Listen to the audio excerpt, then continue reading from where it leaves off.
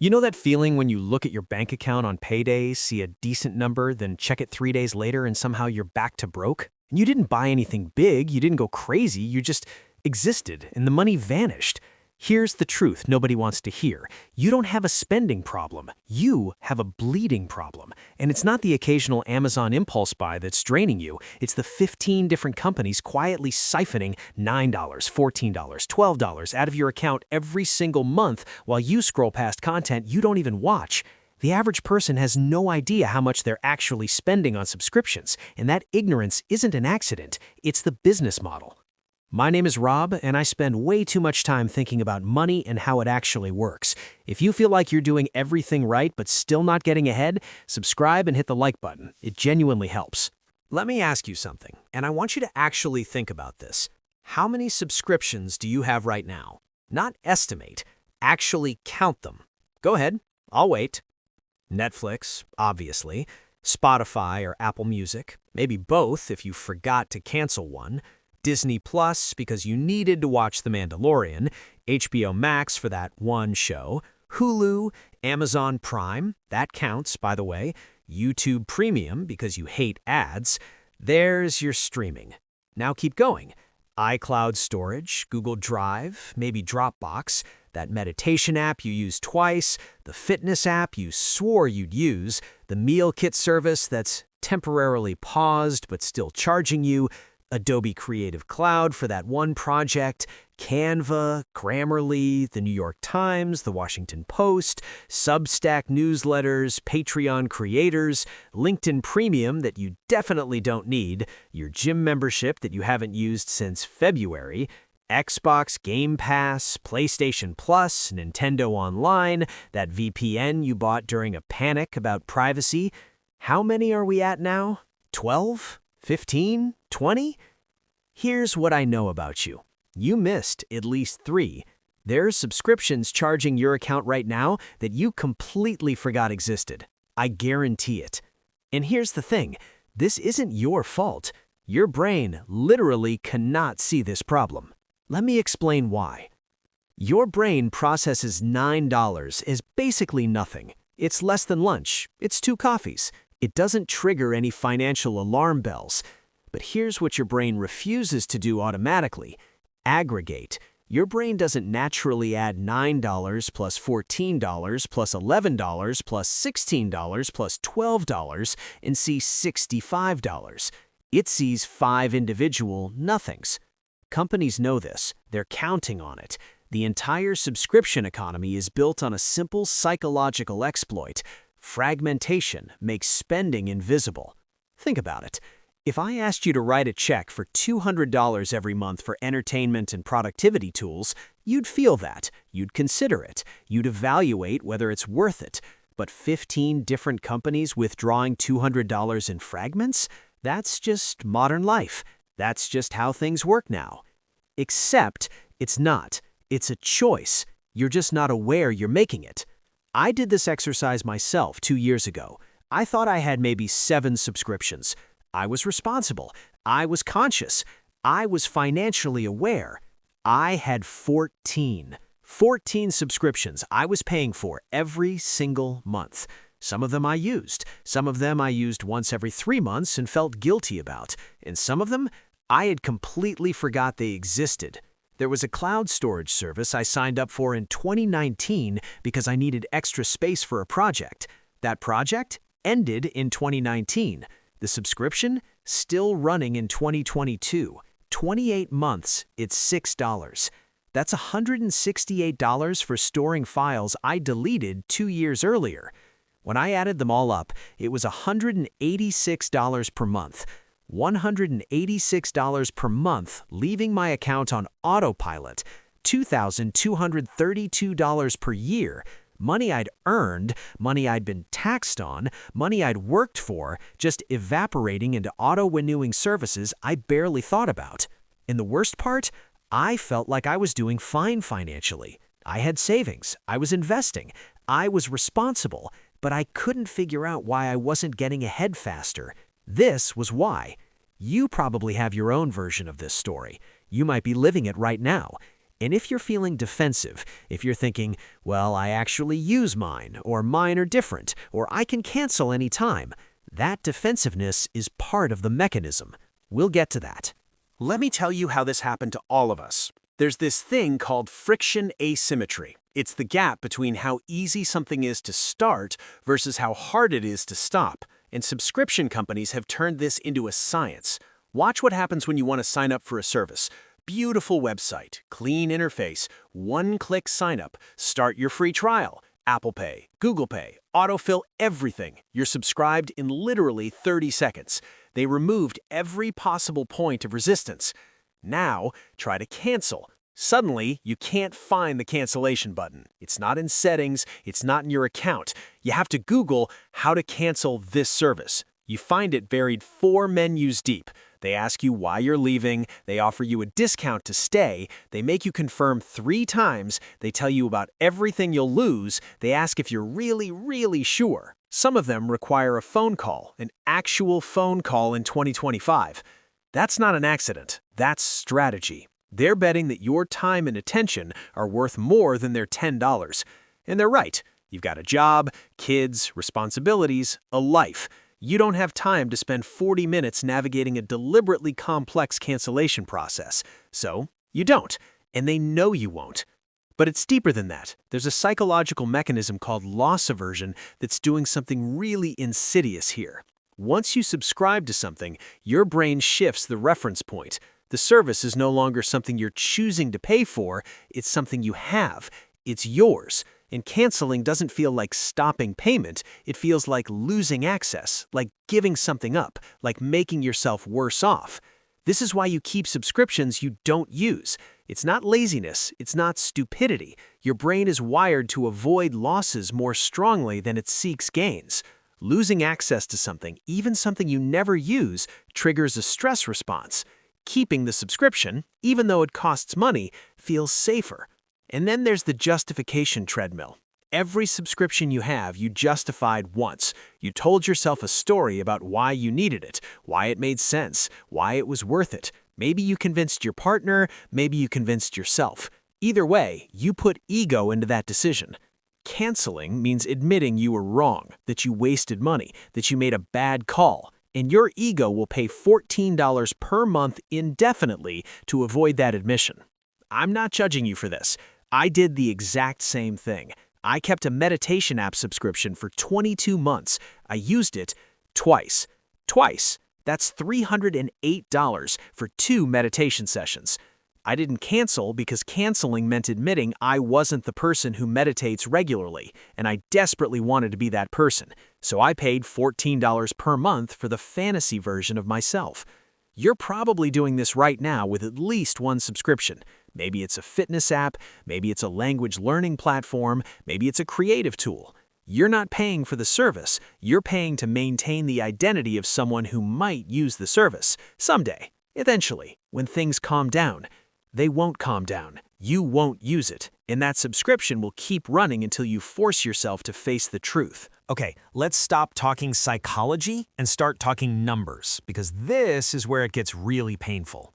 Let's say you're responsible. You're not excessive. You've got Netflix, $17 per month, Spotify, $11 per month, Disney Plus, $14 per month, HBO Max, $16 per month, YouTube Premium, $14 per month, Amazon Prime, $12 per month. Just the entertainment value.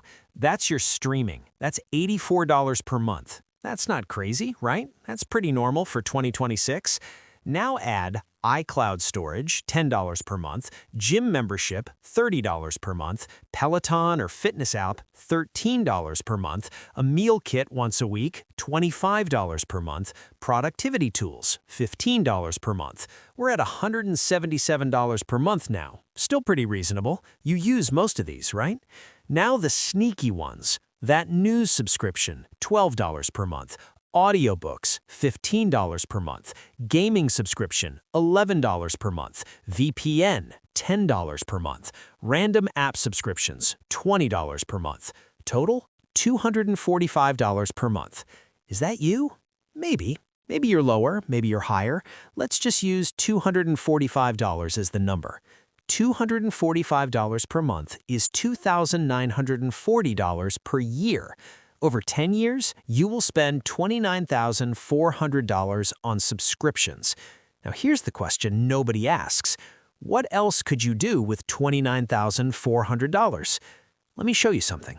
If instead of spending $245 per month on subscriptions, you invested that $245 per month in a simple index fund, averaging 7% annual returns, which is conservative for the stock market historically, here's what happens. After 10 years, $42,596. After 20 years, $127,272. After 30 years, $299,387. Read that again, $300,000. You're not spending $245 per month on subscriptions. You're spending the future value of $245 per month compounded over decades. You're choosing between Netflix today and $300,000 at retirement. But Rob, I need entertainment. I need music. I need these things. I know, I'm not saying cancel everything and live in a cave, but here's the thing. You don't need 15 subscriptions. You need 3, maybe 4. Let's say you cut your subscriptions from $245 to $75. You keep Netflix, Spotify, and one other thing that you genuinely use multiple times per week. That's it. Everything else goes. You just freed up $170 per month. Over 30 years at 7% returns, that's $207,508. $200,000. And here's what you sacrificed. Shows you weren't watching anyway, apps you felt guilty about not using, services you forgot existed. The math is simple. The choice is hard, because the math is in the future and the subscriptions are in the present, and our brains are wired to prioritize now over later. But let me show you something else. There's this moment in investing that changes everything. I call it the tipping point. Let's say you invest $200 per month at 7% annual returns. For the first 10 years, you're doing all the heavy lifting. You put in $24,000, and growth adds about $10,000. You're pushing the boulder uphill. But around year 19, something shifts. The money you've already invested starts growing faster than the money you're adding. In year 19, your investment growth will be about $4,300, but you're only contributing $2,400 that year. Your money is now working harder than you are. By year 25, the growth is adding $19,000 per year, while you're only adding $2,400.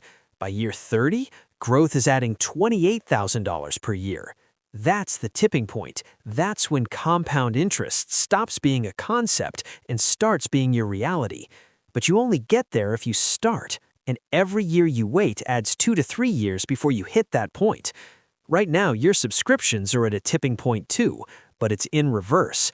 They take $245 this month. They'll take $245 next month. They'll take $245 forever, and they will never work for you. They will never compound in your favor. They will never hit a tipping point where they start giving back more than you put in. Subscriptions are negative compound interest. They're wealth destruction on autopilot. I know what you're thinking right now. I know because I thought the exact same things. It's only $10. Nobody gets wealthy by skipping Netflix. You're right, nobody gets wealthy by skipping Netflix, but nobody stays poor because they skipped Netflix either. You know what keeps people poor? Spending $3,000 per year on entertainment subscriptions while having $1,200 in savings. That's what keeps people poor. I actually use mine. This doesn't apply to me. Okay, prove it. Open your banking app right now. Go through the last 3 months of charges, write down every subscription, then honestly assess when was the last time you used each one. I mean, really used it, not I might use it later. If you haven't used something in 60 days, you're not using it. You're paying for the option to use it. That's different and way more expensive. I can cancel any time, so I'm in control. Can you? When was the last time you actually canceled the subscription? How long did it take? How many menus did you navigate? How many times did they try to stop you? The average subscription lasts 3 to 5 years. If you could actually cancel any time, why haven't you canceled the ones you don't use? It's cheaper than buying things individually. Is it? Let's test that. Spotify is $11 per month. That's $132 per year. How many albums do you actually listen to in a year? Like full albums that you'd want to own? 5? 10? You could buy 10 albums per year for $100 and own them forever. After 5 years, you'd have 50 albums you own. Spotify? You'd have spent $660 and own nothing. But that's not even the real issue. The real issue is that you're not comparing subscription cost to purchase cost. You're comparing subscription cost to zero cost because you wouldn't actually buy all that content. You'd be more selective. You'd choose. You'd prioritize. The subscription model doesn't make consumption cheaper. It makes consumption thoughtless, and thoughtless consumption is expensive. Everyone has these. This is just how modern life works. Everyone is also broke and anxious about money. You want to follow that crowd? This is the weakest rationalization, and yet it's the most powerful because it's not really about money. It's about identity. It's about belonging. It's about not being the person who can't do something. You don't want to be the person at work who hasn't seen the show everyone's talking about. You don't want to be the person who has to say, I don't have that app. You don't want to be different. And subscription companies know this. They've built FOMO into the business model. Every show is an event. Every release is must-see. Every platform has exclusive content that you'll miss out on if you're not subscribed. But here's the truth. You're already missing out. You're missing out on thousands of shows you'll never watch. You're missing out on millions of songs you'll never hear. You're missing out on an infinite amount of content because you're one person with 24 hours in a day. You cannot consume everything. The FOMO is the lie. You're going to miss things no matter what. The only question is whether you're going to pay $3,000 per year for the privilege of missing slightly fewer things. Look, I get it. These rationalizations feel true. They feel reasonable. That's why they work. But here's how you know they're lies. You're making good money and you're still not getting ahead. If the rationalizations were true, your financial situation would be fine. But it's not. And somewhere deep down, you know these subscriptions are part of why. The uncomfortable truth is you cannot budget your way out of this. You cannot optimize your subscriptions. You cannot get your money's worth. The house always wins in subscription economics, always, because they control the pricing, they control the cancellation process, and they control your psychology through FOMO and loss aversion. The only way out is to change who you are. Right now, you're someone who needs access to everything. You're plugged in, modern, convenient. You have every platform, every service, every tool. Your identity is built around being the person who can do anything, watch anything, access anything. That identity is expensive, and it's costing you your financial future. You need to become someone different. You need to become someone who owns what matters and ignores the rest. This is not a small shift. This is an identity-level transformation, because it means accepting that you will miss things. You will not see every show. You will not have every app. You will occasionally be out of the loop, and you have to be okay with that. Let me tell you what happened to me after I canceled most of my subscriptions. For about 2 weeks, I felt deprived. I felt like I was missing out. There was a show everyone at work was talking about, and I couldn't watch it because I'd canceled that service. It bothered me. I almost resubscribed just to not feel left out. But I didn't. And you know what happened? The conversation moved on. A week later, nobody was talking about that show anymore. There was a new thing, and I realized something. The FOMO never ends. There's always another show, another platform, another exclusive. The treadmill never stops. If I'd resubscribed to watch that one show, I'd still be subscribed today, paying every month for one show I watched 2 years ago. After about a month, something shifted. I stopped feeling deprived and started feeling free. Free from decision fatigue. I wasn't scrolling through 4 different streaming services trying to decide what to watch. I had one service. If it didn't have anything good, I did something else. Free from guilt. I wasn't seeing subscription charges for apps I wasn't using. Every subscription I had left was something I actively chose and actively used. Free from financial anxiety. I watched my savings account grow, actually grow, without me doing anything different except removing the automatic withdrawals. I went from 14 subscriptions to 3. I kept Netflix because my family actually watches it multiple times per week. I kept Spotify because I listen to music every single day. And I kept one productivity tool I use for work. That's it. 3. My monthly subscription cost went from $186 to $41. I freed up $145 per month. That's $1,740 per year. I immediately redirected that into my investment account. Do I miss anything? Occasionally. There's a show on a service I don't have. You know what I do? I wait. 6 months later, it's on a service I do have, or I buy the season for $20, or I just don't watch it. And my life is fine. But here's what I gained that I didn't expect. I became more selective. I value things more. When I choose to watch something, I'm actually choosing it, not mindlessly scrolling, not consuming out of boredom. I'm making an intentional decision to spend my time on something. And that intentionality bled into other areas. I'm more intentional with my money, more intentional with my time, more intentional with my attention. Because that's what subscriptions actually cost. They don't just cost money, they cost attention. They cost decision-making capacity. They cost mental energy. You're managing 14 different accounts, 14 different logins, 14 different interfaces, 14 different algorithms competing for your eyeballs. Cutting subscriptions doesn't just save money, it saves you from yourself.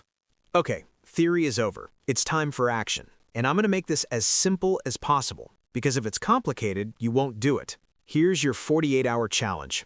Hour 1 to 2, the brutal inventory. Right now, before you finish this video, open your banking app, go to Transactions, filter by the last 90 days. Scroll through and write down every single recurring charge, every subscription, every membership, every auto-renew. Get them all. Don't rationalize, don't defend, don't explain. Just document. Then add them up. Monthly total. Multiply by 12. That's your annual subscription cost. Now text that number to someone you trust, your partner, your best friend, your sibling. Text them, I just calculated my annual subscription spending. It's X. Hold me accountable. Making it public makes it real. You're creating accountability outside your own head. Hour 3 to 24, the sit. Don't do anything. Just let the number exist. Feel whatever you feel about it. If it's higher than you expected, sit with that discomfort. If you're feeling defensive, notice that. If you're already rationalizing, write down those rationalizations. The point of this phase is awareness, not action. Just awareness. Hour 25 to 48, the first cut. Here's where it starts. You're going to cancel one subscription. Just one. Pick the easiest one, the one you haven't used in 60+ days, the one you'd forgotten about until you did the inventory. That's your first cut. Cancel it right now. Don't put it on a to-do list. Don't wait until later. Navigate their deliberately complex cancellation process. Document how hard they make it.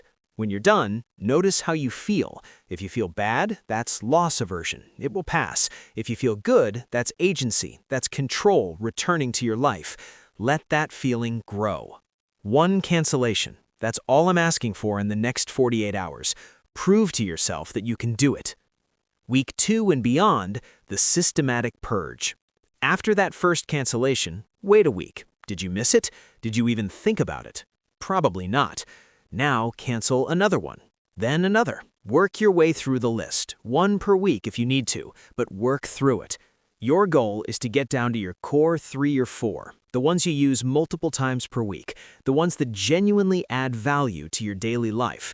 Everything else goes. And here's the rule going forward. You can only have 3 or 4 subscriptions at once. If you want to add a new one, you have to cancel an existing one first. Make subscription space finite. Make it scarce. Force yourself to prioritize. The quarterly audit. Every 3 months, repeat the inventory because subscriptions creep. You'll sign up for a free trial. You'll add a service for one specific thing. Before you know it, you're back to 10. The quarterly audit keeps you honest. It makes subscription management a deliberate practice, not something that happens to you. The investment redirect. This is the most important part. The money you free up from canceling subscriptions doesn't go into your checking account. It doesn't become extra spending money. It goes straight to investing. Set up an automatic transfer on the same day your old subscriptions used to charge. If Netflix was the 15th, set an automatic investment transfer on the 15th. If Spotify was the 1st, set a transfer on the 1st. Replace the bad autopay with good autopay. Replace wealth destruction with wealth creation. You're not sacrificing entertainment to invest. You're redirecting money that was already leaving your account. It's the same $150 per month, but now it's compounding in your favor instead of evaporating into auto-renewing services. Let me tell you what happened in the 6 months after I did this. I had more money in my savings account than I'd ever had. Not because I got a raise, not because I cut back on other spending, just because I stopped the bleed. I felt less anxious about money. That diffuse, constant worry about where my money was going, it faded because I knew where my money was going. I was in control. I watched less, but I enjoyed it more. I wasn't mindlessly scrolling through infinite options. I was choosing, and choosing made the experience better. I stopped feeling guilty. No more phantom charges for apps I wasn't using. No more mental load of I should really use that fitness app I'm paying for. Clean conscience. And here's the weird parts. I didn't feel deprived at all. I thought I would. I thought cutting subscriptions would feel like punishment, like I was losing something. But I didn't lose anything. I gained control. I gained clarity. I gained $1,740 per year. And I gained the identity of someone who makes intentional choices instead of accepting default settings. That shift is bigger than the money. The money's important, the compound interest is real, the $200,000 plus over 30 years is life-changing, but the identity shift is what makes it stick.